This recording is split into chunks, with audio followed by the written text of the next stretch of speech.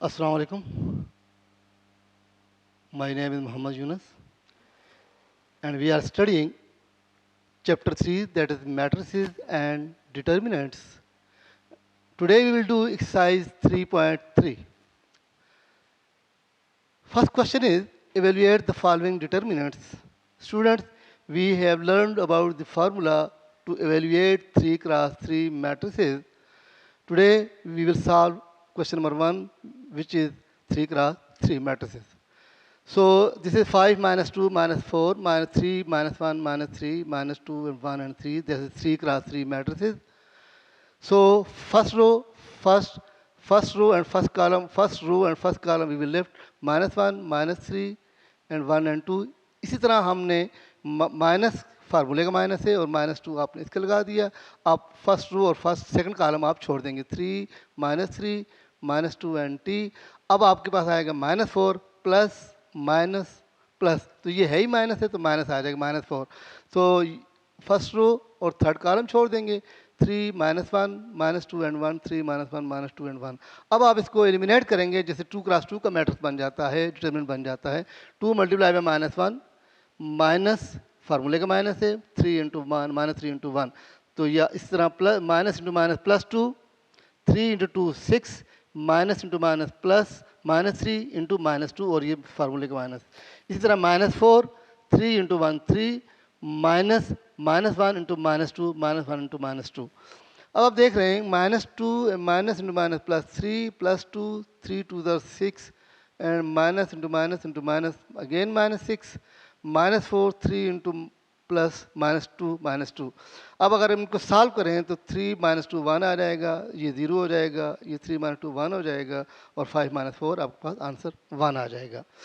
इसी तरह पार्ट 4 आप अगर देखें इसी क्वेश्चन का part 4, a plus L A minus L A plus L A minus L A and A plus L. बिल्कुल इसी तरह जिस तरह मैट्रिक्स पार्ट 1 को ओपन किया, इस तरह पार्ट 4 को भी ओपन करेंगे. फर्स्ट रो शुरू करते हैं a प्लस एल. अब ये कॉलम और फर्स्ट रो आप छोड़ देंगे तो a plus L A minus L A and A plus L. इसी तरह आप माइनस ए माइनस एल, वही फार्मूला प्लस माइनस प्लस का फार्मूला जा रहा है. सो ए माइनस एल, ये कॉलम आप छोड़ देंगे, A minus L A plus L. इसी तरह लास्ट ए, सो ये वाला कॉलम और फर्स्ट रो आप छोड़ देंगे, A into A plus L A into L minus A plus L into A minus L into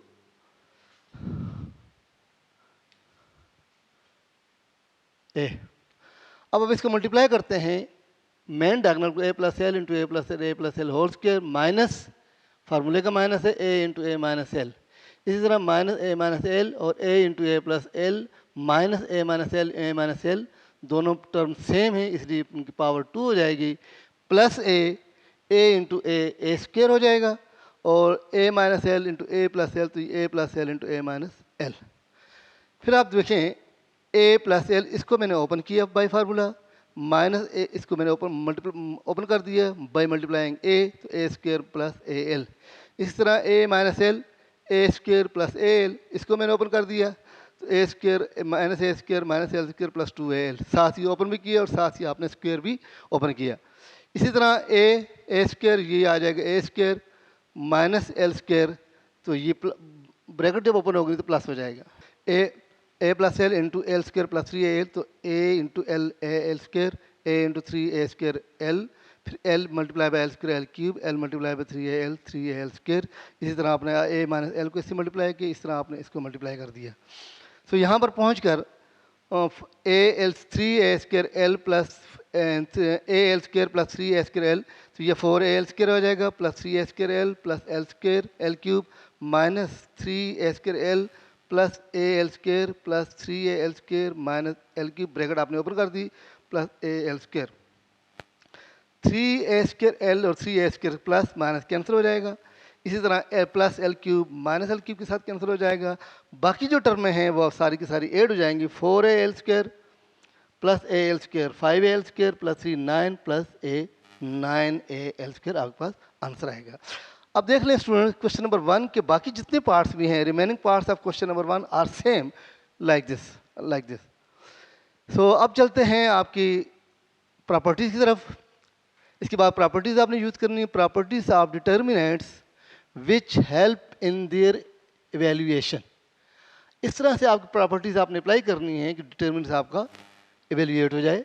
first property क्या है? फॉर ए स्क्वायर मैट्रिक्स, यानी 2x2 हो, 3x3 हो, a determinant is equal to a transpose determinant. ये property होती है कि अगर आप एक का डिटर्मिनेंट लें, उसके ट्रांसपोज का डिटर्मिनेंट लें, दोनों डिटर्मिनेंट्स इक्वल हो जाएंगे। सेकंड प्रॉपर्टी है, if in A square matrix A 2 rows or 2 columns are interchanged, then the determinant of the resulting matrix is -a। 2 rows या 2 कॉलम किसी भी मैट्रिक्स के अगर आपके सेम आ जाते हैं तो उसका जो आंसर होगा वो सिर्फ माइनस के साथ चेंज होगा। पहले प्लस आ रहा तो माइनस होगा, आ जाएगा, पहले माइनस था तो प्लस हो जाएगा। फॉर एग्जांपल एक डिटर्मिनेंट है, स्क्वायर डिटर्मिनेंट, स्क्वायर मैट्रिक्स है, उसका डिटर्मिनेंट आप ओपन करते हैं, आंसर 5 आ जाता है। जब उसकी फर्स्ट रो सेकंड के साथ या सेकंड फर्स्ट के साथ चेंज करते हैं तो उसका आंसर -5 आएगा। Third, if a square matrix A has 2 identical rows or column, then A determinant is equal to 0। Identical का मतलब है बिल्कुल सेम एलिमेंट्स हों, सेम एलिमेंट्स है स्क्वायर मैट्रिक्स में। अगर 2 कॉलम फर्स्ट और 2 इक्वल्स हैं, या 2 कॉलम C1 C2 या C2 या C3 आपस में इक्वल हैं, तो उनको जब डिटर्मिनेंट्स आप ओपन करेंगे उसका आंसर 0 आ जाएगा। ये प्रॉपर्टी थर्ड है। If a square matrix A has 2 identical rows or columns, then determinants A must be equal to 0। अब फोर्थ प्रॉपर्टी ये है, if all the entries of a row or a column of a square matrix are of A are 0, then determinant of A is equal to 0।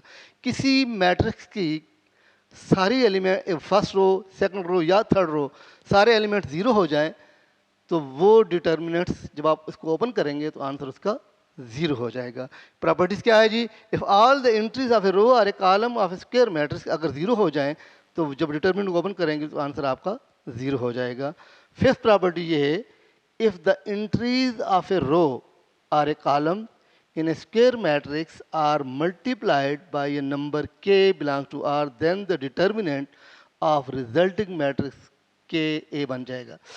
किसी का रो या किसी column को आप किसी नंबर से मल्टीप्लाई करते हैं, फॉर एग्जांपल वो नंबर k है, तो वो जो डिटर्मिनेंट होगा उसका वो भी उस पूरा डिटर्मिनेंट ओपन करने के बाद उसका जो आंसर आएगा k a आंसर आएगा। 6, if each entry of a row or a column of a square matrix consists of 2 terms, then its determinant can be written as sum of 2 determinants। अगर कोई एक कॉलम के पास 2 entries add हो रही हो तो आप उनको अलग अलग मैट्रिक्स की फॉर्म में लिख सकते हैं। इंशाल्लाह we will try to give you example.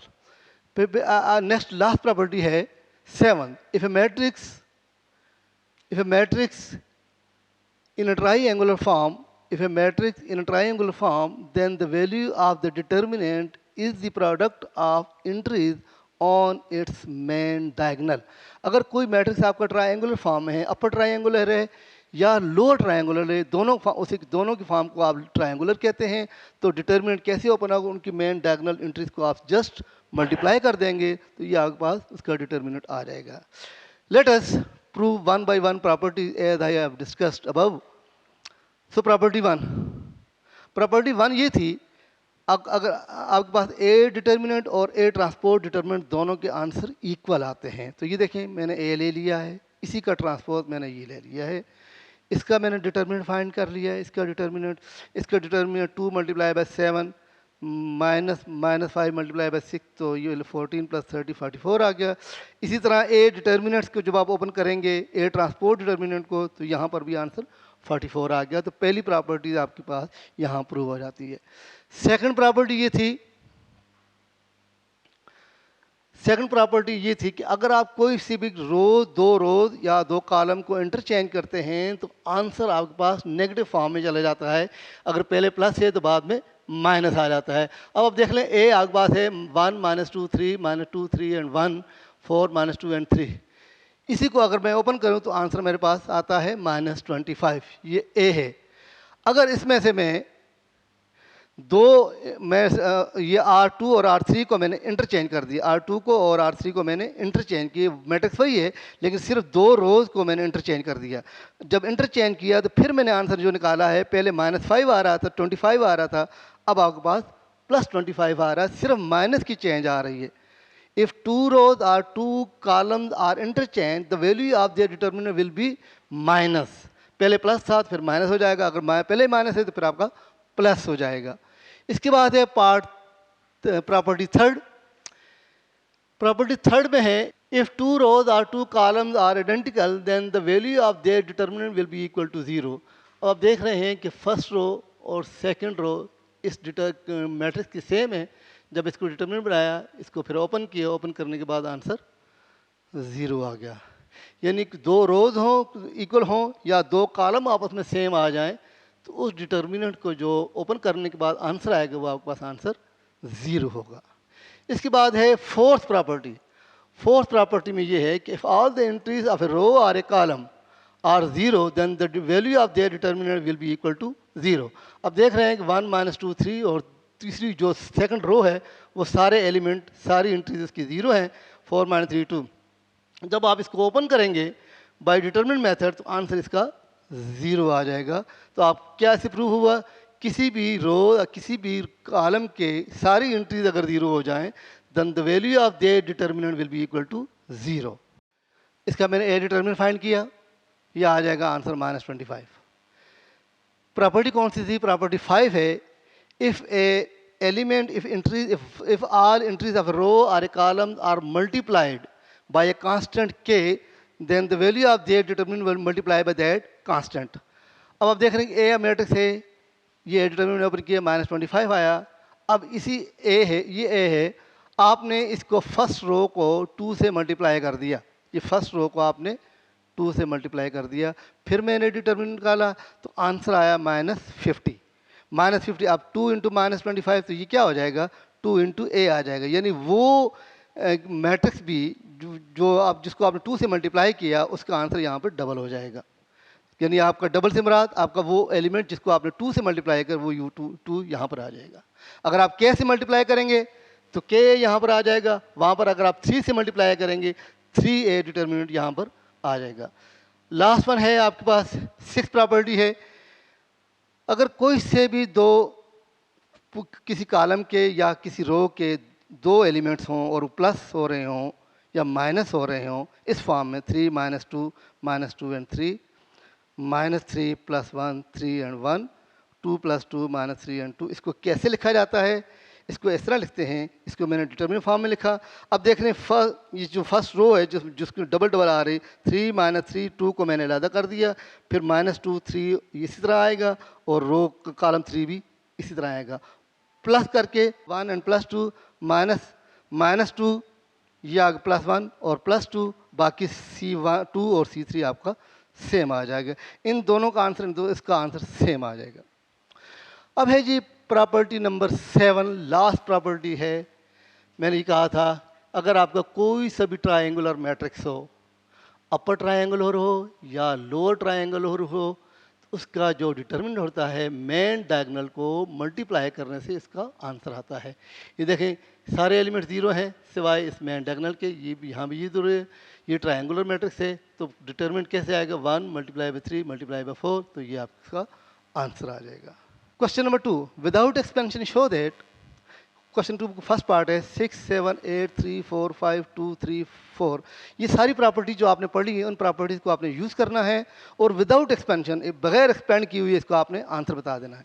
ये देखिए मैंने लेफ्ट हैंड साइड ली है, लेफ्ट हैंड साइड में मैं ये 6, अब ये देखें C1 को ये जो C1 है ये C2 है ये C3 है।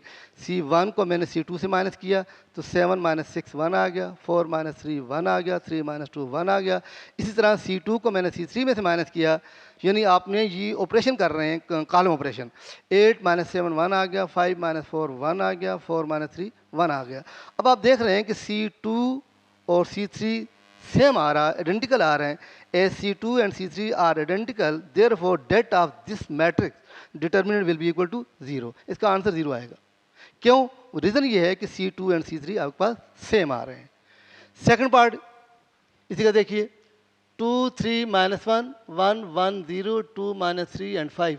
आपने विदाउट एक्सपेंशन करना है, आपने सारी प्रॉपर्टीज़ को यूज़ करना है, जो प्रॉपर्टी इसमें यूज़ हो जाए। देखिए 2 1 2 3 1 माइनस 3 1 माइनस 0 0। अब C1 में से अगर मैं C2 को माइनस कर दूं, C1 में से C2 को माइनस कर दूं, 2 माइनस 3 माइनस 1 आ जाएगा, 1 माइनस 1 0 आ जाएगा, 2 माइनस माइनस 3 तो ये आपके पास 5 आ जाएगा। बाकी एलिमेंट एंट्रीज आपकी कॉलम आपकी सेम है। तो ये देखिए C1 और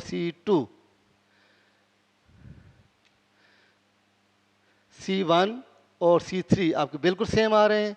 as C1 and C3 are identical, therefore det will be equal to 0। इसका डिटरमिनेंट आपके पास 0 आ जाएगा। आपने शो नहीं करना कि इसको ओपन करना है फिर 0 आएगा, फिर भी तो आंसर 0 आएगा, लेकिन आप इस वक्त प्रॉपर्टी यूज कर रहे हैं।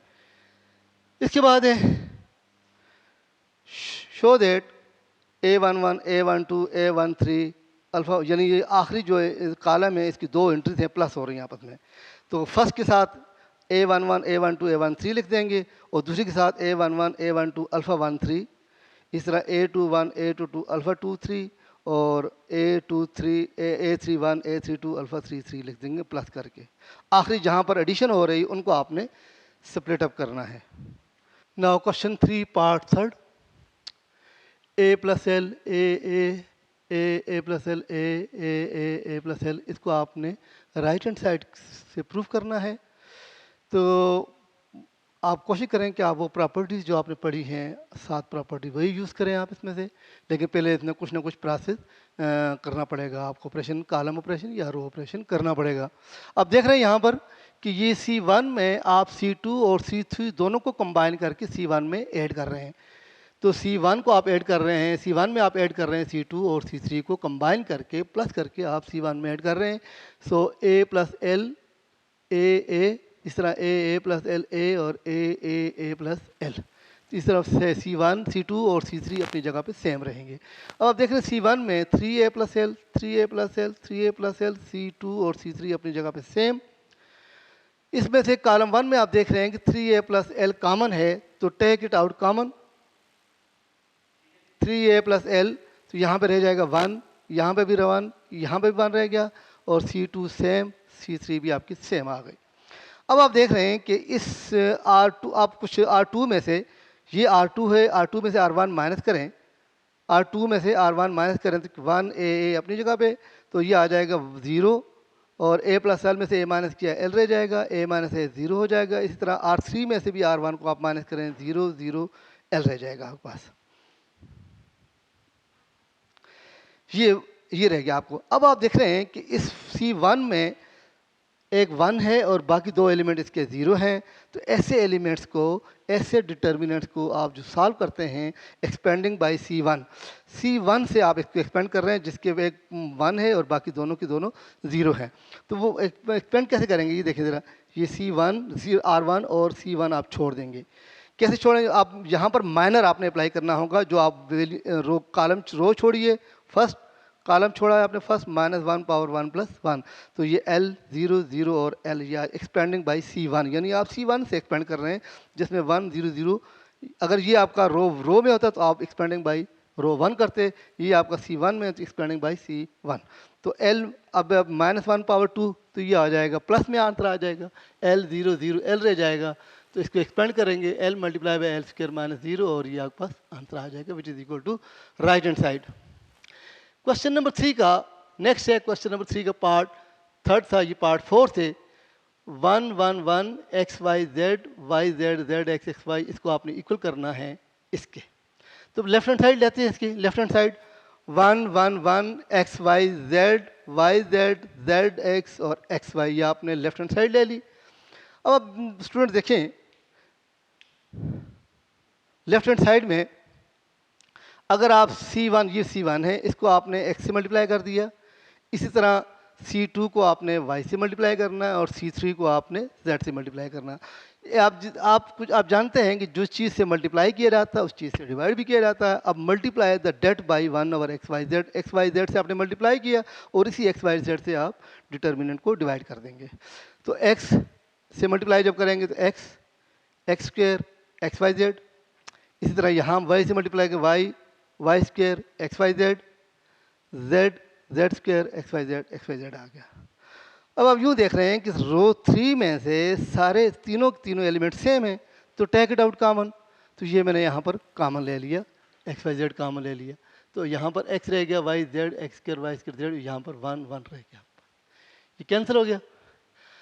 अच्छा अब स्टूडेंट देखें, कैंसिल तो हो गया, अब मुझे तो इसके इक्वल प्रूफ करना है, तो इसके इक्वल 1 1 तो आपका फर्स्ट रो में है, इसको मैं पहले 2 को चेंज करता हूँ, R2 और R3 को मैं इंटरचेंज करता हूँ।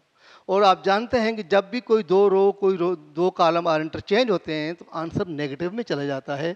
तो ये देखिए मैंने इसको रो 2 और रो 3 को इंटरचेंज किया, तो ये 1 1 इधर अगर रो 2 बन गई, X square Y square Z square आ गया, तो लेकिन आंसर माइनस में आ जाएगा। प्रॉपर्टी अप्लाई कर रहे हैं आप। इसी तरह आप दोबारा इंटरचेंज करेंगे, क्योंकि 1 तो यहाँ पर हमें राइट साइड पे फर्स्ट पे नज़र आ रहा है, तो इसको इंटरचेंज करेंगे 1 1 1 x Y z x square Y square Z square, फिर माइनस आ जाएगा, ये माइनस और ये माइनस प्लस हो जाएगा। तो देखिए 1 1 1 एक्स वाई जेड और x square Y square Z square which is equal to right hand side. इसके बाद है पार्ट 5, देखिए b plus c a b c plus a b c c a plus be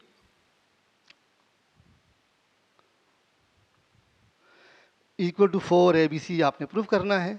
left hand side ली b plus c a b c plus a b c c a plus B.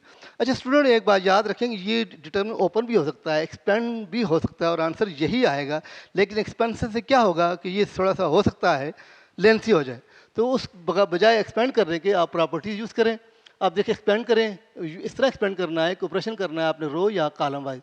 अब आप देख लें कि R1 में से R2 और R3 को प्लस करके R1 में से माइनस करें, ठीक है जी।